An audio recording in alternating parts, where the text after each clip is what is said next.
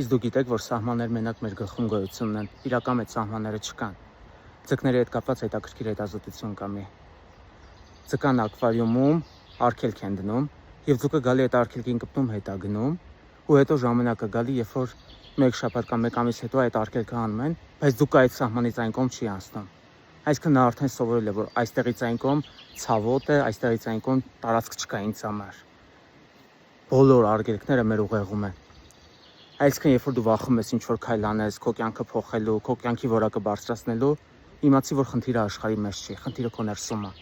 Իսկ այդ խնդիրը հնարավոր է լուծել։ Այն խնդիրները, որոնք առաջացել են, այդ խնդիրները հնարավոր է լուծել։ Կարող է մի փոքր ժամանակ պահանջվի, բայց լուծում կա, հաստատ։ Ուղղակի շատերը վախենում են փորձել, վախենում են, որ իրենց մոտ չի ստացվի, վախենում են անհաջողությունից եւ պերֆեկցիոնիզմ ունեն։ Նրանց թվում է, որ եթե կատարյալ չեմ անում, ուրեմն ընդհանրապես կարելի է չանել։ Բայց այս բոլորը արգելքներ են ձեզ համար։ Իսկ ինչ անել։ Քայլ արեք եւ ճանապարհը կհայտնվի, բայց հաճախ չի աշխատում։ Եկեք թերապիա եւ միասին կհասկանանք։